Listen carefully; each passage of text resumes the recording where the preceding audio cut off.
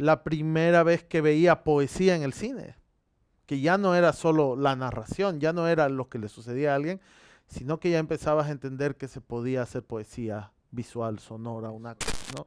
Y yo soy consciente de que si no filmo ninguna película más en mi vida, porque es siempre una posibilidad, no quiero sonar pesimista ni mucho, pero siempre es una posibilidad, está todo bien.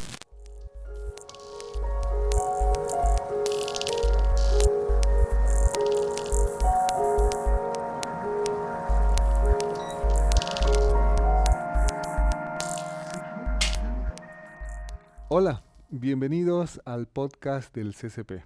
Iniciamos nuestra quinta temporada, más de medio centenar de entrevistas en este espacio que hemos creado para dialogar, para tender puentes, para conocer las necesidades del sector y para charlar con artistas, activistas, artivistas y gestores culturales de Santa Cruz y de Bolivia. Hoy vamos a hablar de cine, de audiovisual y de la situación de este sector artístico en nuestro país. Y para ello, para comenzar esta nueva temporada, hemos invitado a Juan Pablo Richter, audiovisualista, cineasta, comunicador, que ha recibido además varios premios y tiene ya en su haber varios largometrajes. Juan Pablo, bienvenido. Hola Edson, muchas gracias por invitarme, yo feliz de estar aquí para que charlemos un ratito. ¿Cómo empezaste vos en el mundo audiovisual? ¿Cuál fue la puerta por la que entraste al cine? Uf, ha pasado tanto. Yo decidí ser cineasta más o menos cuando tenía 16 años. Yo tenía otros planes. Yo siempre fui muy fanático del cine desde muy chiquito. Vivía muy cerca de un videoclub y eso fue muy importante para mí porque veía muchas películas, mucho, siempre, sobre todo películas de terror. Yeah. No sé por qué, pero de terror. Como que se convirtió y sigue siendo mi género favorito, digamos, ¿no? Yeah. O de mis favoritos. Pero yo nunca, no se me había pasado nunca por la cabeza. Siempre me ha gustado a mí ser narrador, de cierto modo. Siempre me ha gustado contar cosas, pero el cine nunca estuvo... te mentiría si te dijera que desde los 8 años agarré Claro, una sí. cámara y no, para nada. Además, en ese tiempo no era como muy fácil tener una cámara Sobre todo a en mano, Bolivia ¿no? era Claro, mucho más sí, difícil. sí, Yo me acuerdo sí. que mis papás, incluso yo era ya muy grande, no muy grande, pero ya cuando mis papás se compraron una cámara de fotos por primera vez, yo ya tenía 12, 13 años. No era algo tan Sí, común, ¿no? No lo era. Salvo las Polaroids que te sacaban en la Plaza Murillo, o el amigo de un amigo que tenía cámara. Pero sí me gustaba mucho ver películas, mucho. Yo me acuerdo que incluso aprendí a hablar inglés, porque en un momento tapaba los subtítulos con un papel en mi tele, como para aprender y entender qué decían. Claro. Y fue más o menos a mis 16 años cuando vi El Resplandor de Stanley Kubrick, que fue la primera vez en mi vida que me tomé el tiempo de ver quién dirigía la película. O sea, creo que en realidad... Hasta entonces era una claro, película era que... sí, era... Había una conexión emocional con las historias, con las emociones, con lo que me generaba eso, pero nunca me había interesado yo en quién dirigía, en cómo se hacía, más allá de un poco lo que sabemos que suele ser lo que nos viene de Hollywood, quiénes son los actores más famosos Sí. y todas esas cosas, ¿no? Pero vi El Resplandor y fue la primera vez en mi vida que vi los créditos de una película completo. Antes para mí eran las letritas del final, ¿no? Y ahí estaba el nombre de Stanley Kubrick, ¿no? Y esa película fue la película que encendió, digamos, una curiosidad que ya iba más allá que ver las películas como tal, ¿no? Y poco después, en La Paz, cuando yo vivía allá, una tarde estaba haciendo zapping en la tele y uno de los canales decía a continuación la obra maestra de Stanley Kubrick, 2001 Odisea del Espacio, y yo conecté el nombre. Entonces dije, la voy a ver. Y vi esa locura de casi 3 horas. Claro. Te voló la cabeza. Te voló la cabeza. Además la vi en un televisor de 14 pulgadas que era el que tenía en mi cuarto. Pero era una locura porque era, digamos, la primera vez que veía poesía en el cine.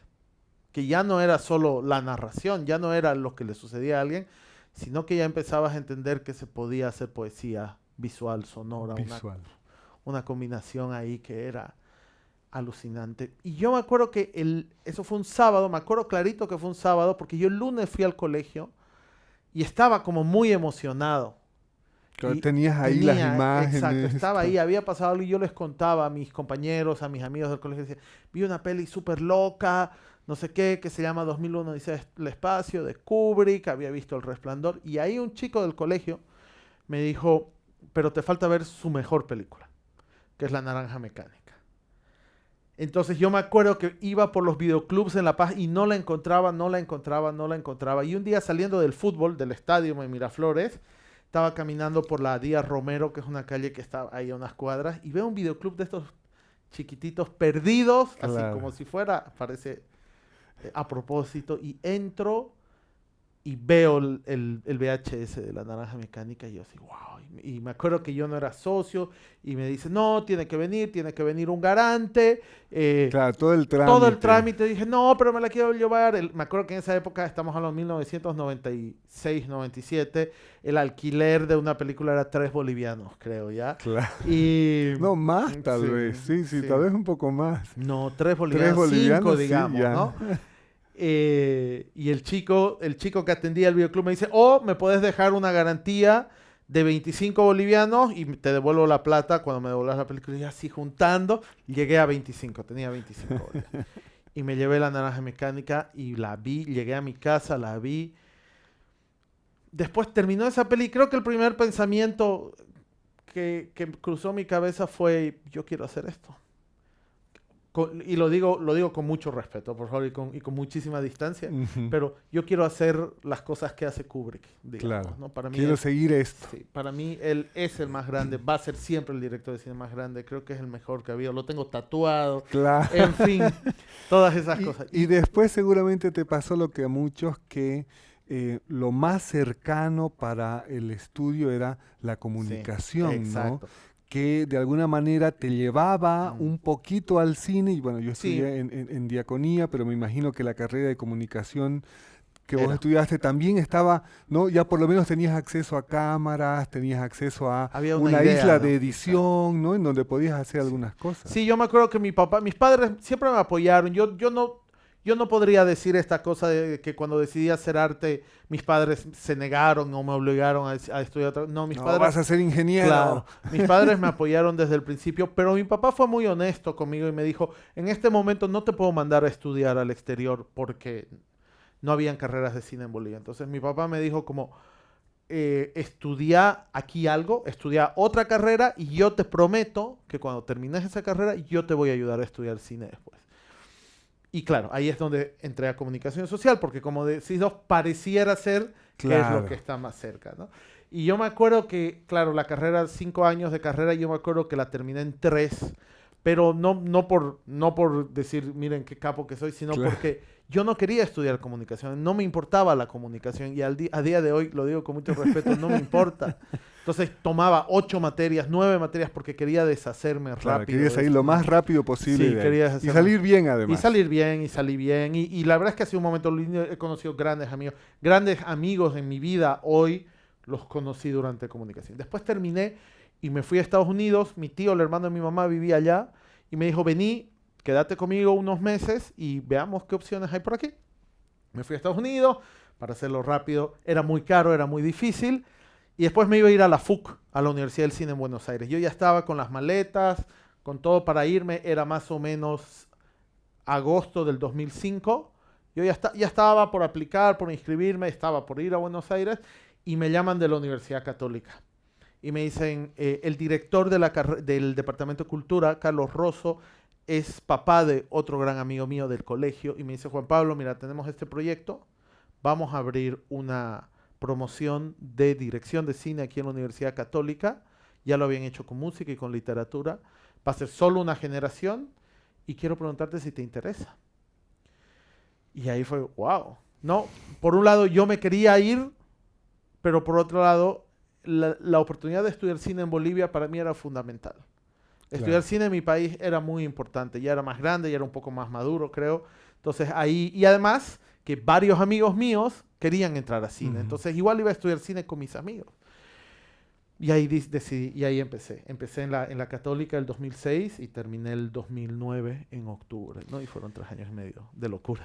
Sí. ¿Cuál ha sido la primera aproximación que has tenido ya al cine? Tu primer experimento, digamos, ¿no? Porque todos así como hemos hecho videitos, unos intentos de cortos, ¿no? Sí, Algunas entrevistas quizá sí, por sí, sí. ahí, y una aproximación ya con una estructura pensada en la narración Ujú. de la que estás hablando, ¿no? Que es básicamente de lo que se trata el cine. El 2005, mientras hubo esa brecha entre que fui a Estados Unidos y empezó la carrera en la Católica, el 2005 yo entré a la Escuela de Cine en La Paz, la ECA, que era una escuela chiquitita.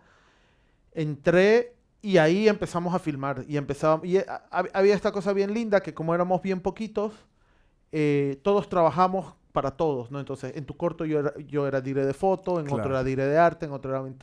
Y esa cosa a mí me gustó mucho porque filmábamos muchísimo. Entonces, ese 2005 filmé un montón de cortos, cositas, ejercicios de puesta en escena. Y después ya en la Católica filmábamos todos los días eso. O sea, era muy intensivo el trabajo.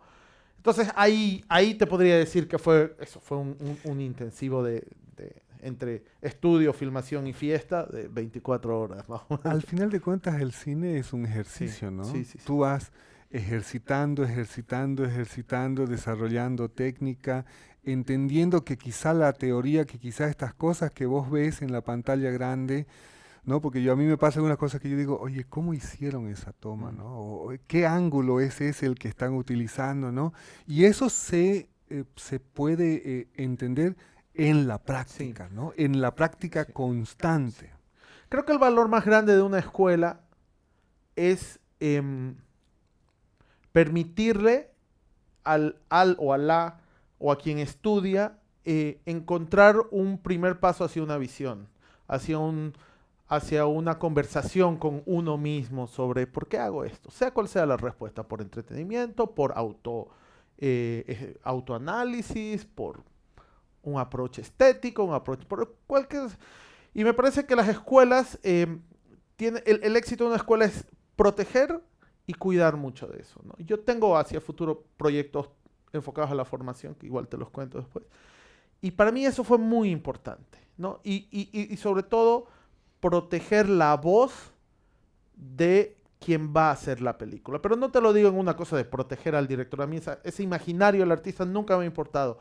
Pero sí de acompañar un poco la curiosidad que una chica, un chico puede tener cuando decide contar una historia, como vos Ujú. decís, de la manera que sea. ¿Por qué filma de ese lado y no de ese lado? ¿Por qué escribe el diálogo así y no así? ¿Por qué habla de estos personajes y no de esto? Entonces, acompañar y cuidar eso es muy importante. Y creo que es lo que tienen que hacer las escuelas. Ahora, la práctica, como dices tú, se gana haciendo, haciendo, haciendo.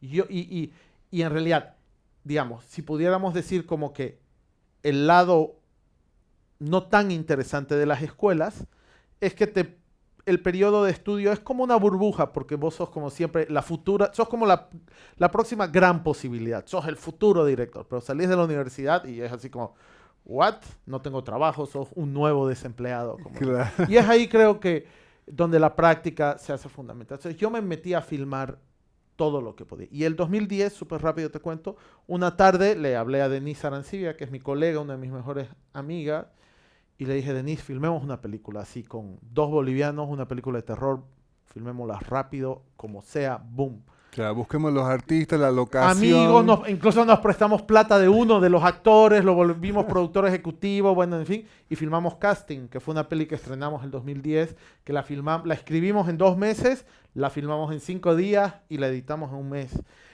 Y la estrenamos. Y a día de hoy creo que es la única de mis películas de las cuales yo he ganado algo de dinero y he pagado mis deudas. Claro, es la única película que no te ha traído más deudas. Exacto. No, porque fue muy barata. Fue muy barata. Pero bueno, yo lo que más valoro de esa experiencia, por supuesto, haber trabajado con Denise, que es mi hermana, y haber trabajado con mis amigos y con mis hermanos también, es que a mí me ayudó a calmar mucho mi ansiedad. Yo tenía mucha ansiedad. Ujú. Salí de la universidad y era, bueno, ¿cuándo voy a filmar? Y Claro. lo sabemos todos y Bolivia es un país que siempre ha sido muy desafiante para hacer arte. a diferencia de muchos países en el mundo. Entonces, siempre es una gran interrogante. Y bueno, ya estudié, ¿de qué voy a vivir? ¿Qué voy a hacer? ¿No? Entonces, esa experiencia me ayudó mucho, me tranquilicé y empecé Te puso los pies sobre la sí, tierra. me puso los pies sobre la tierra. Fue así como, Juan Pablo, ya está, ya filmaste. Y ahí ya empecé a trabajar con Emiliano Longo, mi socio. En esa época abrimos una productora chiquitita y empezamos como a hacer estos documentales de encargo, publicidades, cositas, y a trabajar en todo, desde asistente de montaje, asistente de dirección, todo lo que se podía, asistente de producción, todo era importante para mí. Y así creo que es como que uno empieza a entender lo que está pasando, ¿no? Luego has ido haciendo algunas otras producciones, has ido trabajando, siempre perfeccionando el arte de la narración a través de las imágenes. Has hecho El Río, que es también como una declaración. Y luego has hecho 98 Segundos sin Sombra, que es, creo, tu última producción. Em, que es donde yo, que no sé mucho de cine, encuentro un nivel y una calidad muy importantes, ¿no? En el aspecto técnico, que yo me acuerdo, por ejemplo, de películas viejas de Bolivia, y es increíble cómo la cosa técnica ha mejorado muchísimo, el acercamiento a los equipos, ¿no? Pero además la formación de los técnicos bolivianos que han salido o no han salido, o que han visto muchos tutoriales en YouTube de cómo hacer fotografía para cine, se ha consagrado en un producto que tiene una calidad altísima. Sí. Sí, yo soy una persona muy afortunada, Edson, porque yo he podido filmar 3 películas en 10 años. Y sobre todo filmé El Río y 98 en 3 años de diferencia. Y eso habla de alguien muy afortunado y muy privilegiado. Y yo estoy muy agradecido por eso. Y es algo de lo que recuerdo todos los días, ¿no? Y yo soy consciente de que si no filmo ninguna película más en mi vida, porque es siempre una posibilidad, no quiero sonar pesimista ni mucho, pero siempre es una posibilidad, está todo bien. Yo ya no peleo ni tengo conflictos con eso. Ni te frustras con esa idea. ¿no? Y eso, de nuevo, me devuelve mucha calma, mucha paz y me permite encarar mis nuevos proyectos desde otra óptica. Hice El Río el 2016, filmamos El Río con Paola González, que es la productora de mis 2 películas, es mi socia creativa más importante en mi carrera, es una de mis mejores amigas también. Esa es otra cosa, tengo muy buenos amigos. Sí. Soy una persona afortunada por donde lo vea.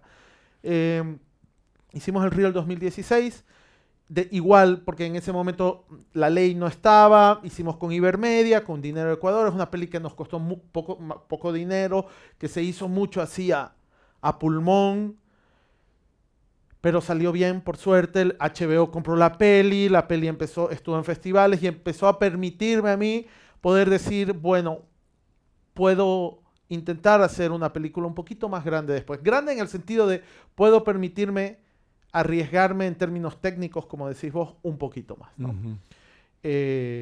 Por eso El Río es importante para mí, porque también es muy personal. Hablo de mi familia, hablo del lugar de donde yo vengo, hablo un poco de mi herencia masculina y de todo eso. Entonces es una película muy importante por eso. Y después, en la Feria del Libro del 2016, como ya lo he contado, un mes después de terminar de filmar El Río, estaba con Paola Sencebe y Paola me dice, te voy a regalar una cosa, entra al stand de la editorial del Cuervo y me regala 98 Segundos sin Sombra.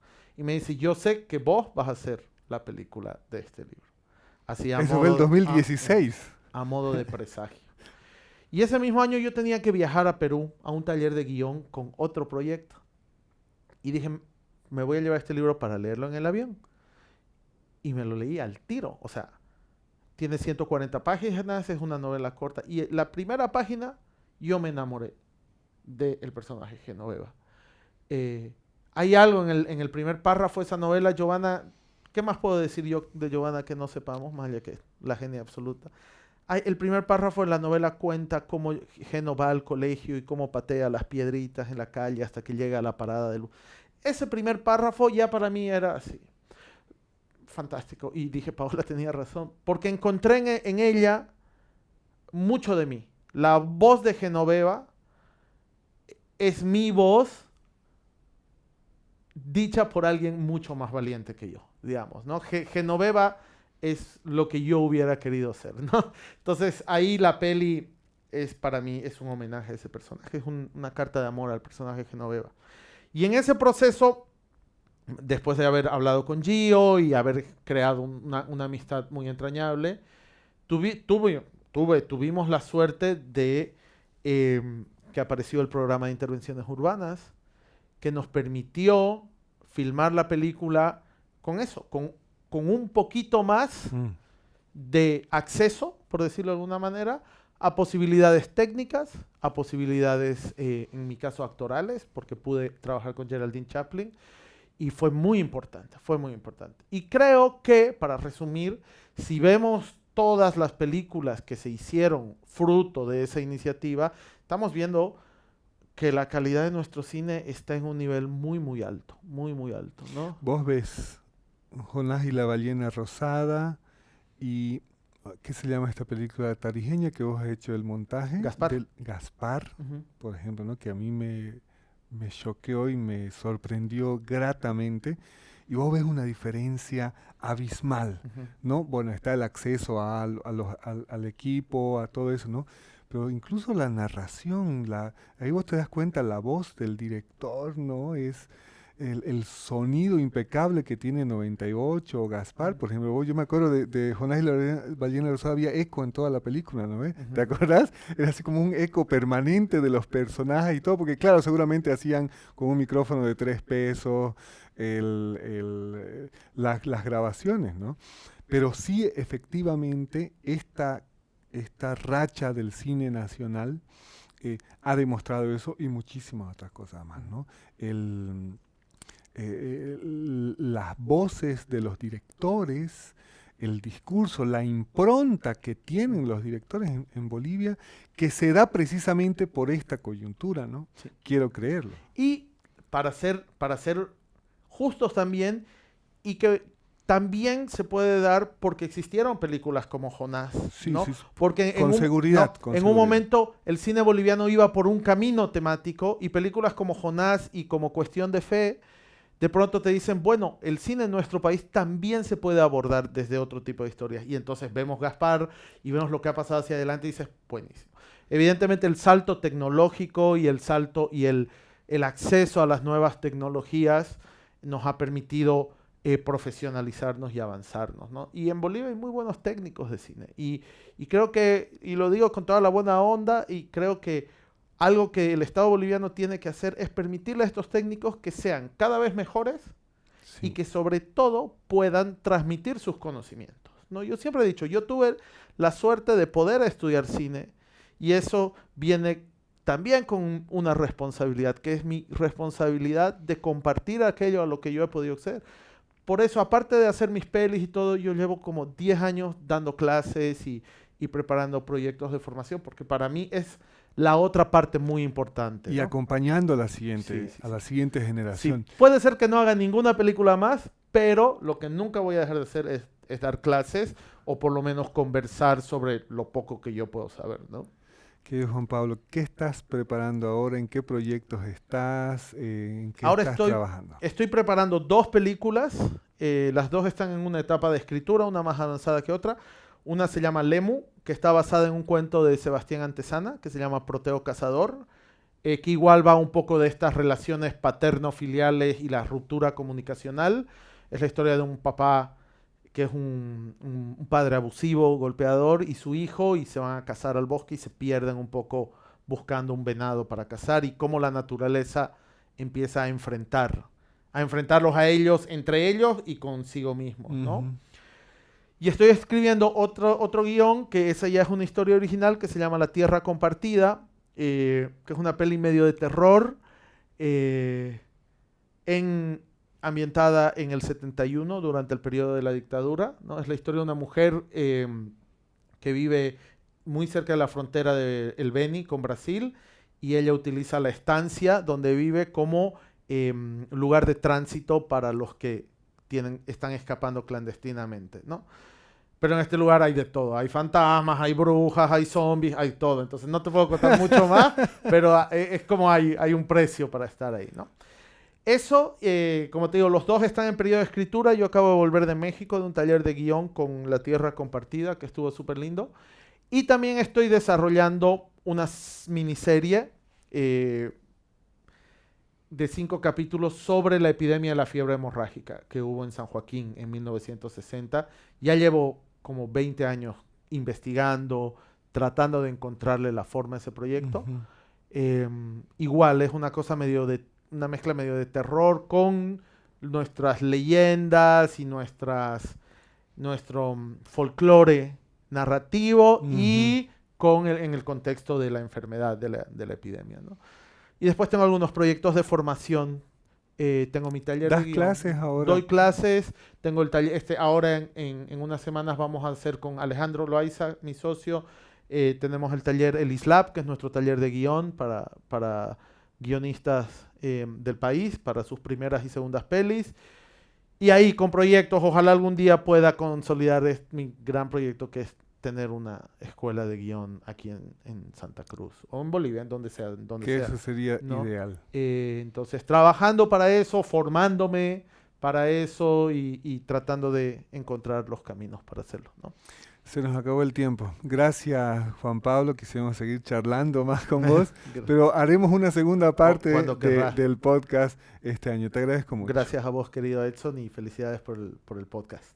Gracias, amigos. Así comenzamos esta nueva temporada del podcast en el CCP.